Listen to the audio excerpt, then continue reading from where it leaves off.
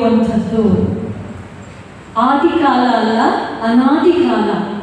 ಅನಾದಿ ಕಾಲ ಅಂದರೆ ನಾಗರಿಕತೆ ಬರುವ ಮುಂಚೆ ಕೃತಯುಗದಲ್ಲಿ ಪರಶಿವನು ಗಿರಿಜೆಗೆ ಬೋಧಿಸಿದಂತಹ ತತ್ವ ಈ ಒಂದು ವೀರಶೈವ ಧರ್ಮ ಸಿದ್ಧಾಂತ.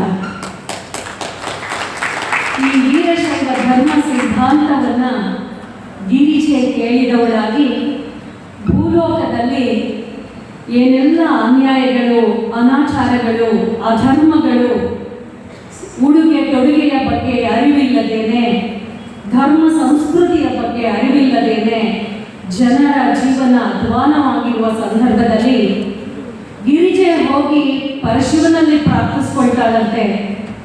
ಸೃಷ್ಟಿ ಮಾಡಿ ಬಿಟ್ಟಿರುವೆ ಭೂಲೋಕದಲ್ಲಿ, ಅಲ್ಲಿಯ ಮಕ್ಕಳ ಆ ಒಂದು ಬದುಕನ್ನು ನೋಡೋದಕ್ಕೆ ಸಾಧ್ಯ ಆಗ್ತಿಲ್ಲ, ಅವರಿಗೆ ಒಂದಷ್ಟು ಅರಿವನ್ನು ಮೂಡಿಸ್ಬೇಕಲ್ವಾ ತಾವು ಅಂತ ಹೇಳಿ ಕೇಳಿಕೊಂಡಾಗ ಗಿರಿಜೆಯ ಆ ವಿಚಾರಗಳನ್ನು, ಆ ಮಾತುಗಳನ್ನು ಅತ್ಯಂತ ಸೂಕ್ಷ್ಮವಾಗಿ ಅವಲೋಕಿಸಿದ ಶಿವ ತಪಸ್ಸಿಗೆ ಕೂರ್ತಾರೆ.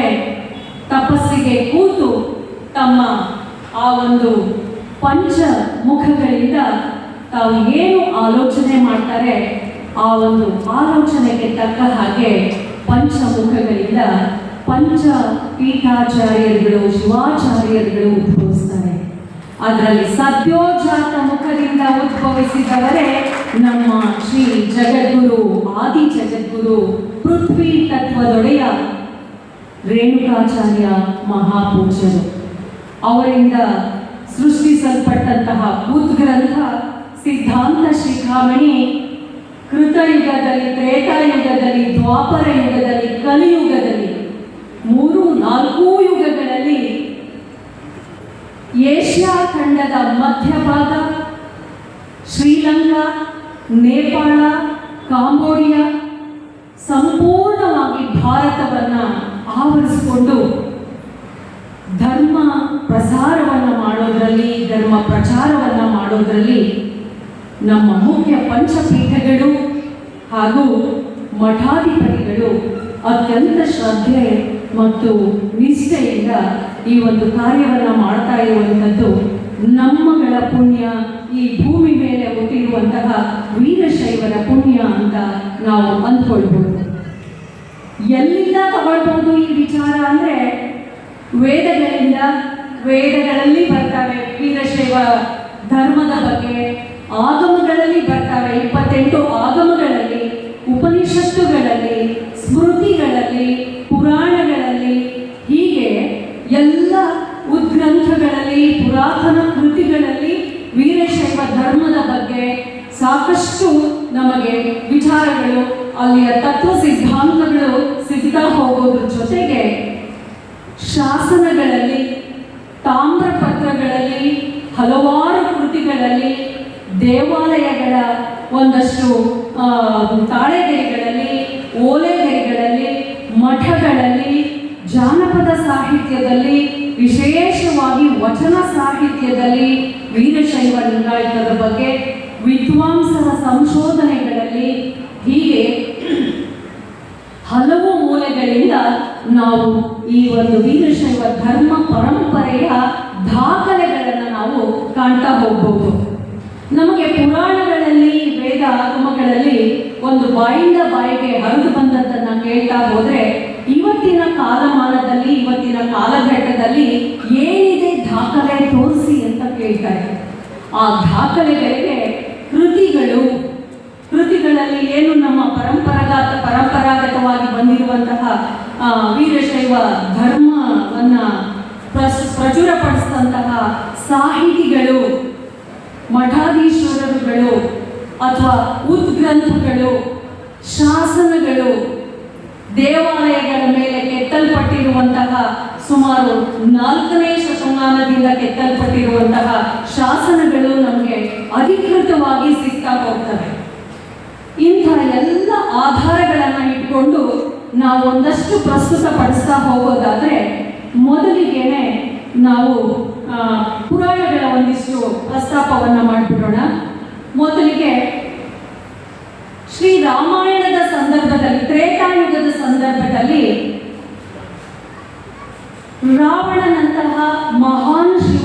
ಅಂತನಿಲ್ಲ.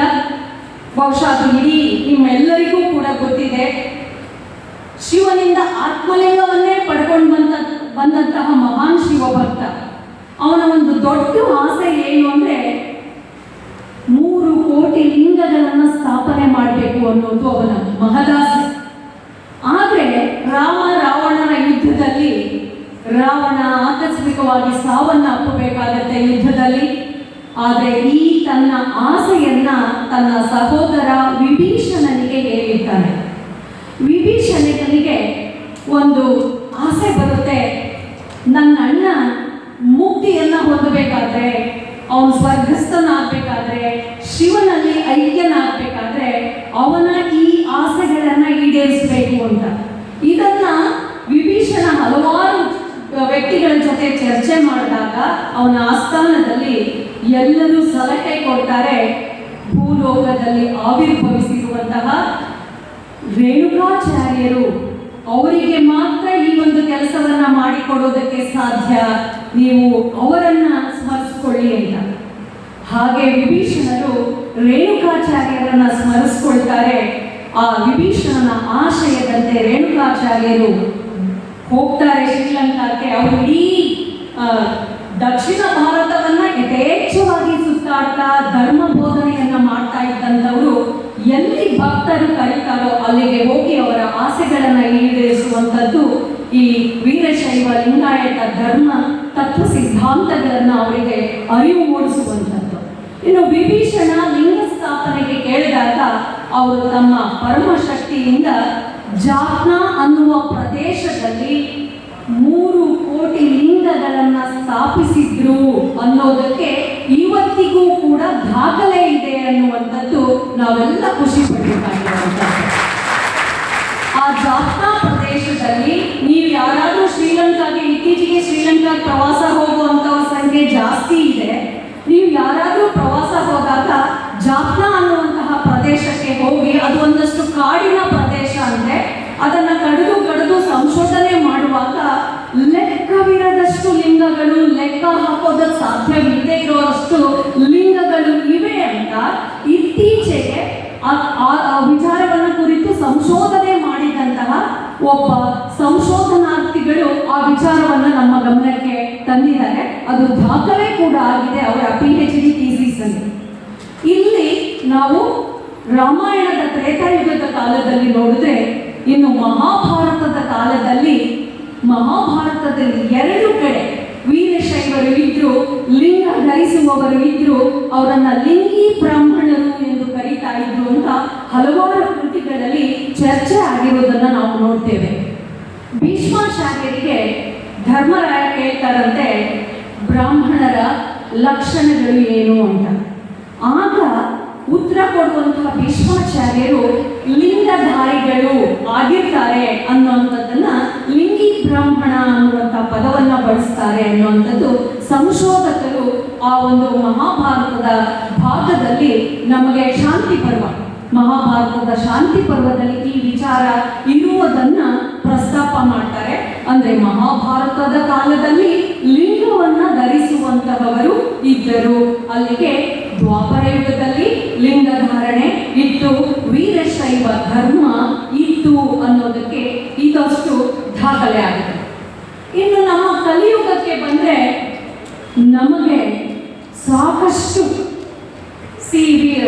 ನಮ್ಮ ಡಾಕ್ಟರ್ ಸಿ ಶಿವಕುಮಾರ್ ಸ್ವಾಮಿಗಳು ಅವರ ಹಲವಾರು ಸಂಶೋಧನಾ ಕೃತಿಗಳಲ್ಲಿ ಹೇಳಿರುವ ಹಾಗೆ, ಡಾಕ್ಟರ್ MG ನಾಗರಾಜ್ ಸರ್ ಅವರು ತಮ್ಮ ಸಂಶೋಧನಾ ಕೃತಿಗಳಲ್ಲಿ, ಶಾಸನ ಸಂಶೋಧನಾ ಕೃತಿಗಳಲ್ಲಿ ದಾಖಲೆ ಸಮೇತವಾಗಿ, ಆಧಾರ ಸಮೇತವಾಗಿ ಹೇಳಿರುವಂತಹ ಕೃತಿಗಳಲ್ಲಿ, ಜೊತೆಗೆ ಸಾಶಿ ಮರುಳಯ್ಯನವರು ಇದು ವೀರಶೈವ ಅನ್ನುವಂತಹ ಕೃತಿಯಲ್ಲಿ ಹೇಳಿರುವ ದಾಖಲೆಗಳನ್ನು ನಾವು ಅವಲೋಕನ ಮಾಡ್ತಾ ಹೋದರೆ ನಮಗೆ ಎಲ್ಲಿಂದ ಬರುತ್ತೆ ಅಂದರೆ ಆಧಾರಗಳು ಸಿಂಧೂ ನದಿಯ ನಾಗರಿಕತೆಯಿಂದ, ಹರಪ್ಪ ಮೊಹೆಂಜೋದಾರೋ ಕಾಲದಿಂದ ನಮಗೆ ಈ ದಾಖಲೆಗಳು ಸಿಗ್ತಾ ಹೋಗ್ತವೆ. ಎಲ್ಲೋ ಒಂದು ಕಡೆ ನಮ್ಮ ಒಬ್ಬರು ಝಾ ಅಂತ ಡಾಕ್ಟರ್ ನಟವರ್ ಝಾ ಅನ್ನುವಂಥವರು ಹೇಳ್ತಾರೆ, ಹಳೆ ಬ್ರಾಹ್ಮಿ ಲಿಪಿ ಅಂದ್ರೆ ಈ ಹರಪ್ಪ ಮೊಹೆಂಜೋದಾರೋಗಿಂತ ಹಿಂದೆ ಅವರು ಹಳೆಯ ಬ್ರಾಹ್ಮಿ ಲಿಪಿ ಅನ್ನುವಂತಹ ಒಂದು ಮಾತನ್ನ ಹೇಳಿ ಸಿಂಧೂ ನದಿಯ ನಾಗರಿಕತೆಗಿಂತ ಪೂರ್ವದಲ್ಲಿ ಇದ್ದಂತಹ ಒಂದು ಸಂಸ್ಕೃತಿ, ಅಲ್ಲೂ ಕೂಡ ವೀರಶೈವದ ಒಂದಷ್ಟು ಶಿವನ ಆಕಾರದ ವಿಚಾರಗಳನ್ನ ಹೇಳೋದ್ರ ಜೊತೆಗೆ ದಕ್ಷಿಣ ಭಾರತದಿಂದ ಸೈಂಧವ ಸಂಸ್ಕೃತಿ ಕೂಡ ಅಲ್ಲಿಗೆ ಹೋಗಿ ಸೈಂಧವರು ಏನು ಆಳ್ವಿಕೆ ಮಾಡ್ತಾ ಇದ್ರು ಆ ಒಂದು ಅಲ್ಲಿ ಸೇರಿ ಅಲ್ಲಿಗೆ ಹರಪ್ಪ ಮೊಹೆಂಜೋದಾರ ಕಾಲದಲ್ಲಿದ್ದಂತಹ ಆರ್ಯ ಸಂಸ್ಕೃತಿ ಮತ್ತು ಸೈಂಧವರ ದ್ರಾವಿಡ ಸಂಸ್ಕೃತಿ ಎರಡೂ ಸಂಸ್ಕೃತಿಗಳು ಸೇರಿ ಅಲ್ಲಿ ಹರಪ್ಪ ಮೊಹೆಂಜೋದಾರೋ ಅವರ ಕಾಲದಲ್ಲಿ, ಅದು ಕಾಲಘಟ್ಟ ತಾವೆಲ್ಲ ಕೇಳಿರ್ತೀರಿ, ಕ್ರಿಸ್ತ ಪೂರ್ವ 3250ರಿಂದ ಕ್ರಿಸ್ತ ಪೂರ್ವ 2750 ಅಂದ್ರೆ 3-4ನೇ ಶತಮಾನಕ್ಕೆ ನಾವು ಇದನ್ನ ಕ್ರಿಸ್ತ ಪೂರ್ವ 3-4ನೇ ಶತಮಾನದಲ್ಲಿ ನಾವು ಇದನ್ನ ಕಾಣಬಹುದು.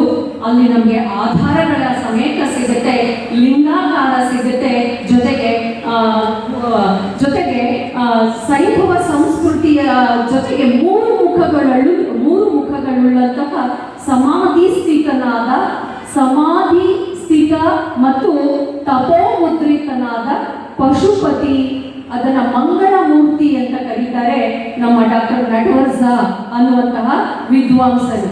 ಅವರು ಕುಳಿತಿರುವಂತಹ ಅವಶೇಷಗಳು ಅವರ ಆರಾಧ್ಯ ದೈವ ಲಿಂಗವಾಗಿತ್ತು, ಇಷ್ಟಲಿಂಗವಾಗಿತ್ತು ಅನ್ನುವಂಥದ್ದು ನಮಗೆ ಸಿಂಧೂ ನದಿಯ ಆ ಒಂದು ಹರಪ್ಪ ಮೊಹೆಂಜೋದಾರೋ ಅವರ ಆ ಒಂದು ಸಂಶೋಧನೆಯಿಂದ ನಮಗೆ ಮೊದಲಿಗೆ ಗೊತ್ತಾಗ್ತಾ ಬರುತ್ತೆ.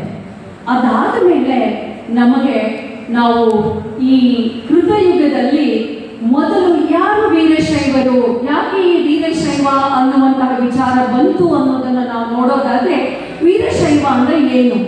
ಸಂಸ್ಕಾರವುಳ್ಳವರು, ವೀರರುದ್ರರು, ವೀರರ ವರ್ಗದವರು, ಪವಿತ್ರಾತ್ಮರು, ಘನಕ್ಕೆ ಘನವುಳ್ಳವರು, ಗೌರವಾನ್ವಿತರು, ಗಂಭೀರರು, ಕೇಳಿಲ್ಲದವರು ಅಂದ್ರೆ ಶಾಶ್ವತರು, ಪತಿಧರ್ಮ ಪಾಲಕರು, ಶಿವವ್ರತ, ಶಿವಧ್ಯಾನ, ಶಿವಜ್ಞಾನ, ಶಿವಭಕ್ತಿ, ಶಿವಾರ್ಚನೆ, ಹೀಗೆ ಪಂಚ ಪತಿಧರ್ಮಗಳನ್ನು ಪಾಲಿಸುವವರು. ಪತಿಧರ್ಮ ಆಚರಣೆಗಳನ್ನ ಯಾರು ಪಾಲನೆ ಮಾಡ್ತಾರೋ ಅಂದ್ರೆ ಪಂಚ ಮಹಾಪತಿಧರ್ಮಗಳನ್ನ ಪಾಲನೆ ಮಾಡುವಂತಹ ಯಾವ ವ್ಯಕ್ತಿ ಲಿಂಗಧಾರಿಯಾಗಿರ್ತಾನೋ ಆತ ವೀರಶೈವ ಅಂತ. ಯಾಕೆ ವೀರಶೈವ ಅನ್ನುವಂತಹ ಈ ಒಂದು ಮಾತು ಬಂತು ಈ ಒಂದು ಧರ್ಮಕ್ಕೆ?